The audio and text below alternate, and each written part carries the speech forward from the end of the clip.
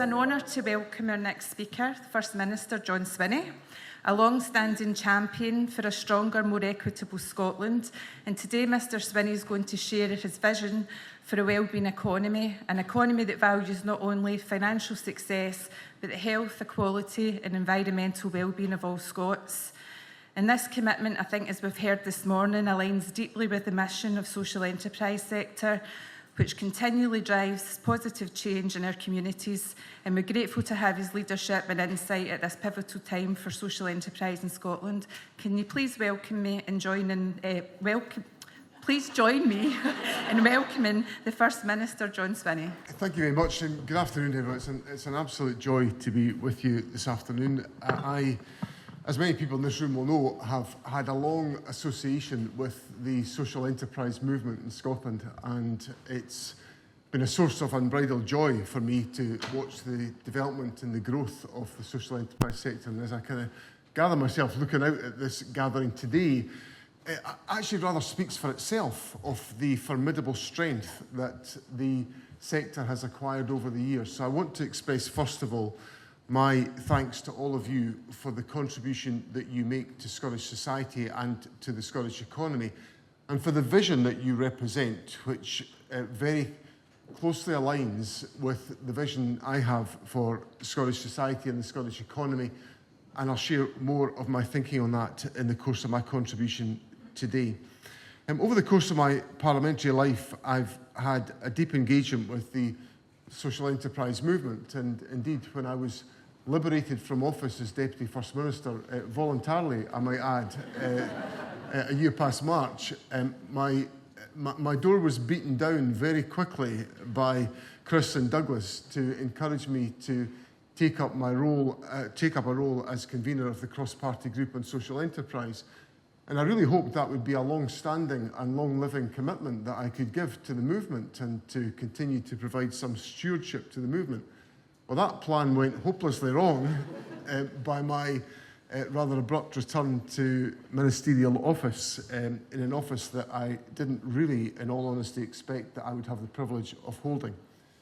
But when I launched my bid to become the leader of the Scottish National Party, where did I go to do that? I went to the Grassmarket Community Project. Why? Because, as I said in the opening remarks that I made to that event, I'd invited people to come to this launch event in the Grassmarket Community Project because it spoke about who I am.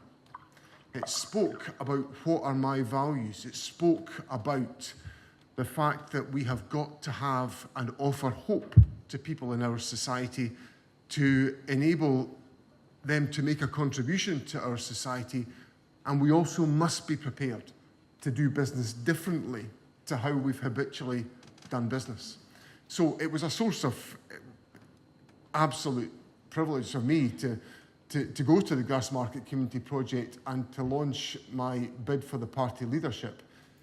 And I use that example to illustrate to you that as I go through the enormous privilege of being First Minister of Scotland, I carry with me that sentiment that drew me to the Grassmarket project, about that desire to try to find a space, a growing space in Scottish society for this movement to reach people and to make an impact on people's lives, to open up opportunities for people, and for a substantial economic and social contribution to be made by that sector in every aspect of what you can do within our society. And I want to make sure that I do everything I can as First Minister to try to enable that to be the case as we take our course through many of the challenging times that lie in front of us. So please be assured that the social enterprise enthusiast that you knew before I became First Minister remains the social enterprise enthusiast now that I am the First Minister. And I want to try to do all that I can to try to help and to nurture the growth and the development of this sector. And why is that important? Well, it's important because we're at, I think, a really quite a pivotal moment in our society at the present moment. I delivered a speech a few weeks ago where I talked about the effects of what has been, in my view, a long, dark economic winter, which has been characterised by the implications of Brexit, of COVID, of the war in Europe, the resulting energy crisis, and the inflation shock. So our communities have been through a long, dark economic winter, characterised also by enormous constraints in the public finances. And that's made for very difficult choices for government. It's made for very difficult choices for many people in this room just now. But I think we've reached a moment where we have to turn our back on the long, dark economic winter and start to focus on how do we prepare the ground for spring. And to be fair, the United Kingdom government's budget from last Wednesday gives us some opportunities to plan for the spring. There are some significant worries and anxieties that come with that budget, not least of which is the implications of the increase in employers' national insurance contributions, which is a very real and tangible impact on the sustainability of many ventures that will be in this room who are making a contribution to the delivery of public services and making a contribution to the delivery of the outcomes that we achieve as a consequence of the investment from the public finances, but who will feel real strain as a consequence of the increase in employers' national insurance contributions unless they are compensated for. And that's one of the substantive points that we're taking up with the United Kingdom government arising out of the budget about how far will be the scope and the canvas for ensuring that organisations are compensated for the impact of employers' national insurance contributions increasing, because that can be and will be a significant factor with which this sector has got to wrestle in the same way as the public sector has to wrestle with it in every part of its form. But I do think we are at a moment where we have an opportunity to invest and to prepare for the spring that lies ahead. And what does that look like for me? Well, for me, it's about ensuring that we focus relentlessly on the 4 priorities that I have set out in government. That we focus on the eradication of child poverty, that we focus on growing the economy, that we focus on making the transition to net zero, and we focus on strengthening our public services so we deliver better outcomes for people in our society. And in each of these different priorities, I don't want you in any way, shape or form to think that I've got 4 compartments in my mind, that somehow these are 4 distinct priorities that are there's never any kind of crossover between them. For me, these 4 priorities are absolutely, totally and utterly interlinked. We need to create a strong and vibrant economy to make sure that we generate the revenues to invest in our transition to net zero, to the work on eradicating child poverty, and on making sure that our public services meet the needs of the public.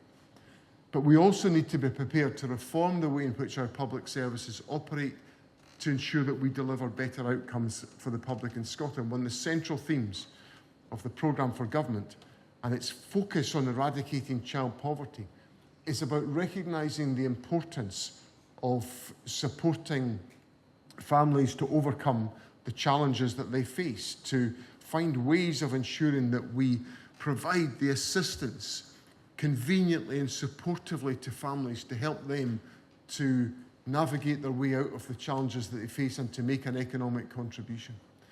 And as I look at all of these 4 priorities, as I look at the links between them, I'm constantly struck by the contribution that this sector can make to delivering the innovation that's required to ensure we are much more effective in achieving those objectives.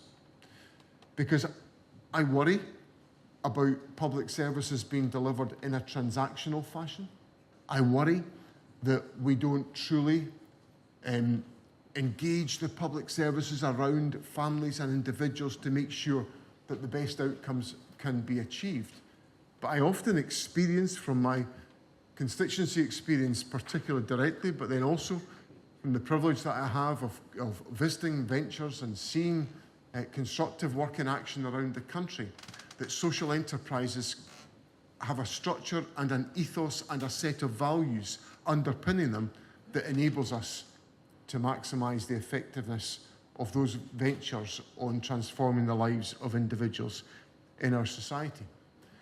And I suppose what I've got to try to do as First Minister, and believe you me, I'm trying to give this leadership to government and the public services, is to enable a change of the way of thinking and the ways of operating to try to create the space for you to make that more formidable impact on the outcomes for people in our society.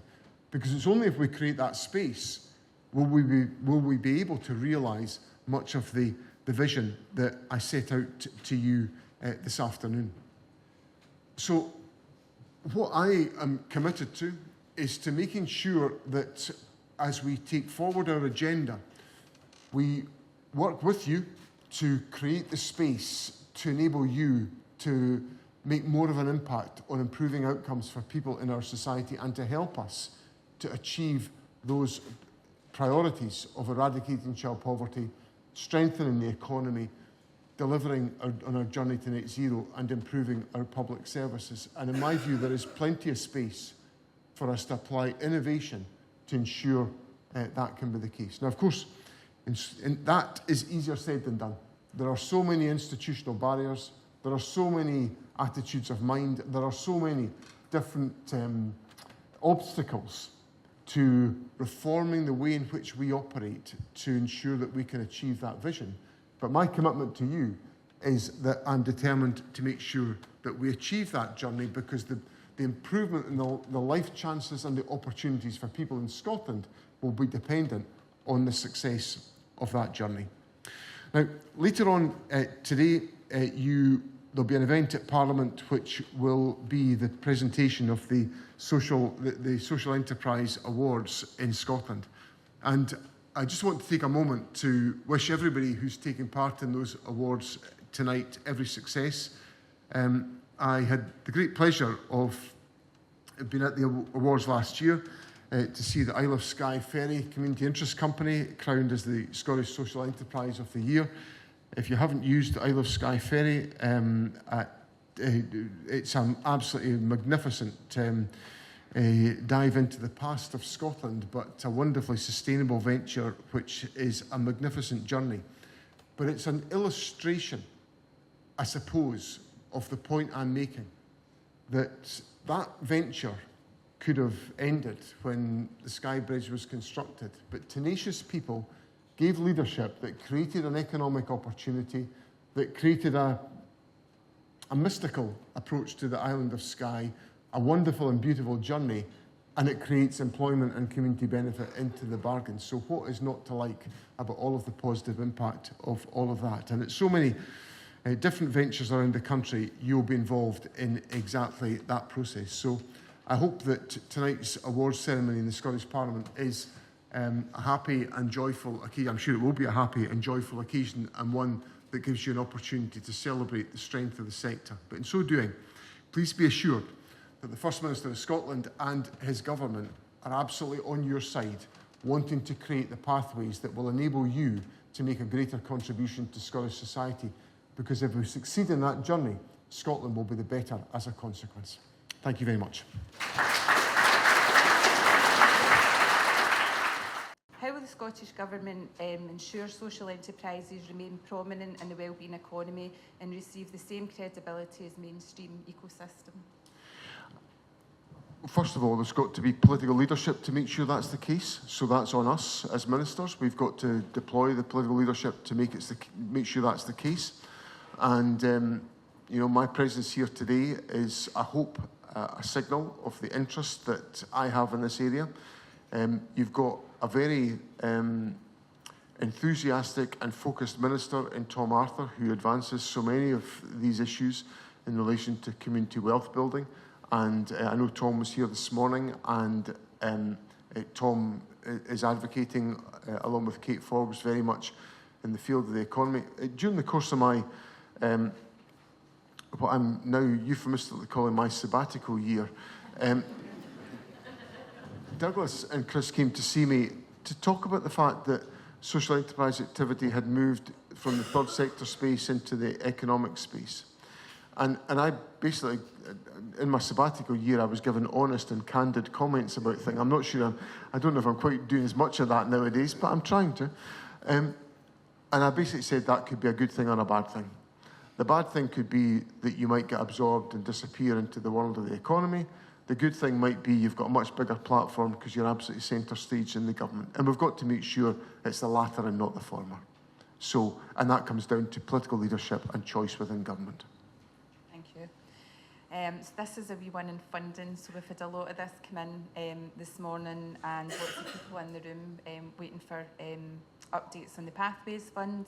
So just to ask why there's been a delay to notifying people who applied, and yeah, where are we at with that? This year's been, you know, I had almost 10 years as finance minister, and every year I did that, I thought, oh my goodness, this year's tougher than last year, and it would go on like that every year. And then I came back in as First Minister, and the pressures in the public finances are like nothing I have ever seen in my political life before.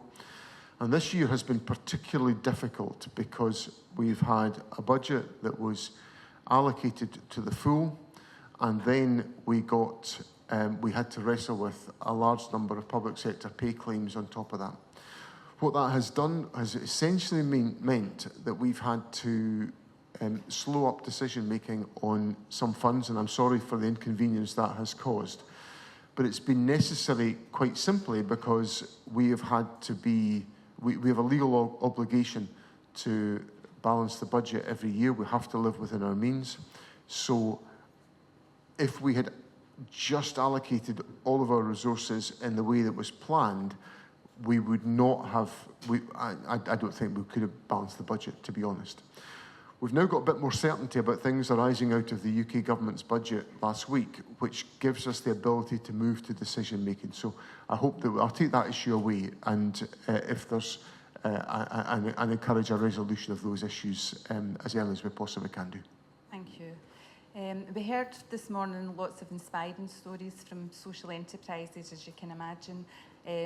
But it's really tough out there just now. We heard from Victoria Community Enterprise that 127 social enterprises have hit a kind of crisis button over the last year.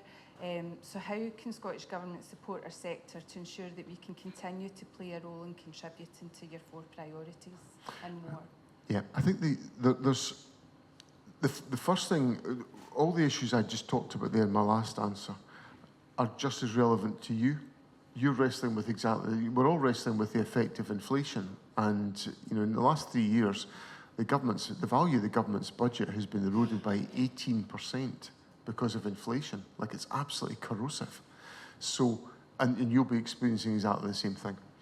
So, and then in addition to that, the cost of living pressures on households mean that people have got less disposable income, so the ability of people to spend and to contribute has been compromised as well. So it's been a really perfect storm. With inflation coming down and public finance improving to a certain extent, it's not transformational, it's a kind of modest improvement in the public finances. I'm hopeful we can navigate our way through all of that. I think we'll try to do as much as we can on funding. We can also, so that's the first thing, we'll do as much as we can on funding. The second thing is that we've got to create space for you to contribute to our economy and the delivery of public services. So models have got to change. I think if I look at some of the issues I'm wrestling with about, for example, social care and delayed discharge, I think many of these sectors would benefit from sustained investment in social enterprise to help us to provide those services and to create a platform of better opportunities for this sector. So there's a contractual and procurement opportunity that's available. I suppose the third thing, and this is where I would encourage you through the channels in this in this network, to keep in touch with the government social enterprise team, because if there is helpfulness we can put in when organisations are facing difficulty, I'm prepared to contemplate that. That's not, we won't be able to sort every difficulty, but there may be solutions we can put in place or help put in place if at all possible. And I make that offer to you this afternoon.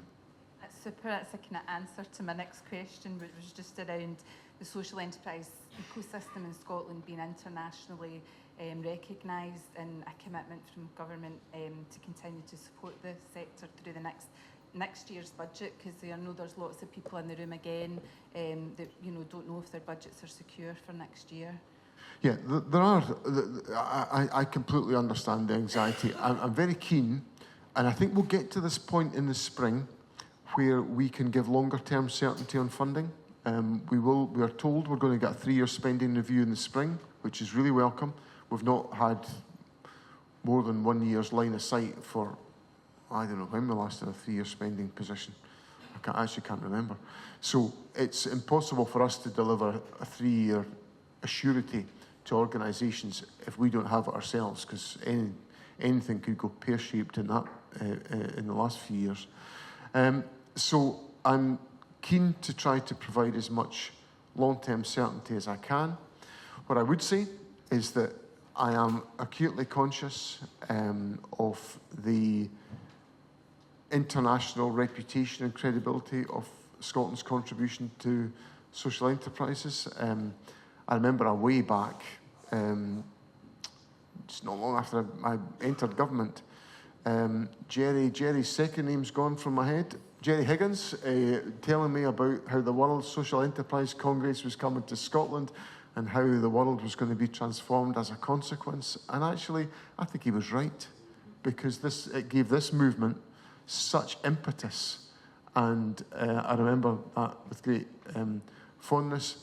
I think there were various world congresses that I had great plans to attend, but never managed to ever get there. So it's one of these days I might get there. But well, there's one in Taiwan next year. I'm sure there'll be an invitation to the First Minister. You certainly choose your calm locations to visit. But that's, and I'm so proud. I had a lovely experience. I was visiting India on government business, and I had encountered a number of different ventures, social enterprises. They had got their inspiration from their engagement with Scotland. It was such a source of pride to me that this movement had not just addressed so many challenges in our society, but had been a beacon for inspiration in the wider community, and that's something I'm very proud of, and I want to nurture and encourage.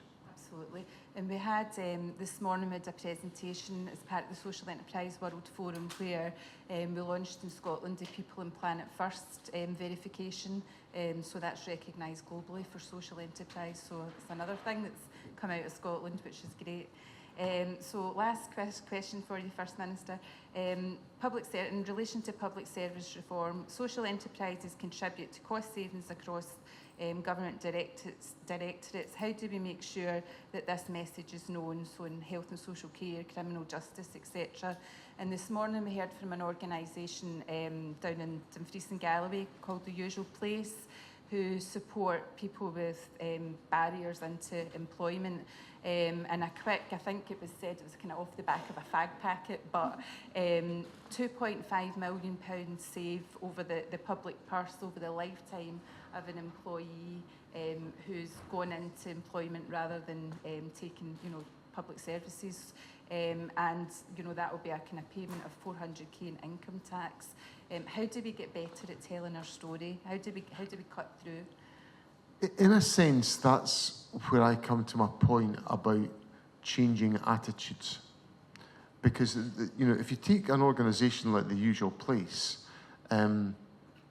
you could look at The Usual Place and say, this is a cafe. But that's just to look at one element of The Usual Place. And when you delve into the life chances that have been changed as a consequence, the individuals who, without being, who've essentially have had an opportunity opened up for them that ordinarily wasn't going to come their way or would have been difficult to envisage. All of these factors have a huge benefit for the public purse. If you think about, probably one of my biggest worries just now, I've got a lot of big worries just now, but one of my biggest worries just now is the prison population. sitting at 8,300. And, you know, if we go into the prison population, probably 60% have got a communication difficulty, which has, you know, not been properly resolved, or some trauma. And when you look at some of the approaches which many social enterprises deliver to change outcomes as a consequence of that, lives are completely and utterly transformed. So I'm totally sold on the methodology. The challenge is getting enough traction in the public finances and the public services to open up the space for you to make that impact. And that's where I completely understand your frustration. If I could wave a magic wand, in your question you talked about health and social care. One of my other big worries, delayed discharges, sitting just now at 1,950. You know, there'll be different ways to operate. There'll be solutions that need to be put together around individuals, their housing circumstances, their employment circumstances, their care circumstances, which are not just about individual transactions, they're about supporting people in their entirety, which we're not good at. And I need to get that culture changed. Now, if I could wave a magic wand and change that culture, believe you me, I would do it. But I've spent 6 months trying to make headway on delayed discharges, because it's actually like it's you know, it's the most we are supporting people in the most expensive care situation we can offer, acute hospital beds, when for a fraction of the cost, and this is not me being a cheapskate former finance minister, in a cheaper location with better outcomes, people could be supported differently. And many of these organisations here could do that. But we're not there yet. And believe you me, I'm trying my level best with my team to get there. And we were doing this morning with COSLA, trying to get to a stronger place on these mechanisms, because I think we could make more impact if we spent the money differently. I suppose that's my key point. We could make more impact if we spent the money differently. It doesn't necessarily need to be more money, because there's going to be, I don't know, I think our budget next year will be something like £50 billion. It's a colossal sum of money. Surely we can spend that more effectively. And I think that's a really good point to finish on. Thanks very much, First Minister.